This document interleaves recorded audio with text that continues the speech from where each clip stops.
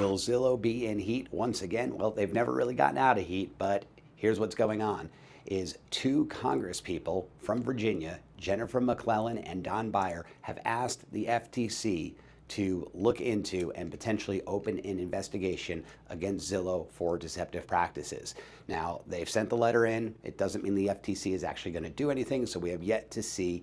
And we already know that there's consumer lawsuits and other brokerage lawsuits, and last checked, there was like 5 or 6 lawsuits against Zillow. This one's a little bit different, though. This would be the Federal Trade Commission looking into Zillow for their practices and possibly making changes that would actually compound across the entire industry. Now, what that is they are basically saying that when somebody is going and looking at a home and it says contact agent or request a tour, that the majority of people actually believe that they're reaching out to the agent representing that property, being the listing agent, not necessarily just a buyer's agent that partners with the listing agent, which, as you know, a lot of us in this industry know, that's the way it's done. Now, personally, when I'm a listing agent on a property, I don't like it when a buyer comes to me and wants me to represent them too, because they're looking for a deal, and then who is my duty to? I mean, I've signed an agreement and a fiduciary responsibility with the seller, so I feel like there's a bit of a conflict of interest. So unless somebody's going to come and say,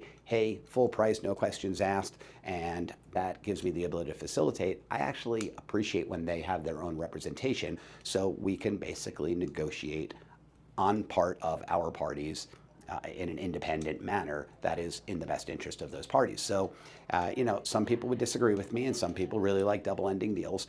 I personally have only done a few in my career. I often refer them out. Could be to a team member of mine, but it's a team member that doesn't know what my conversations are with my seller or with my buyer if they're the listing agent. So, but coming back to it, this is what they feel, is they feel that they are going to be reaching out to the listing agent to at least get information, even if they wanted to bring in their own representation after the fact. They're doing their research, they want to know, and then their information is effectively sold off as a lead if it was still the old Premier program, or given for some sort of compensation that they're not aware of. Now, again, internal in the industry, we know that what we're going to ask for in compensation, what we do as a buyer's brokerage agreement, we're just carving a piece out for that referral, just like I carve pieces out to spend on marketing through Google pay-per-click or whatever other sources I generate business from. Even my open houses cost me money. All of the marketing I do costs me money. I've got a big moving truck, it costs me money, and I get phone calls from it.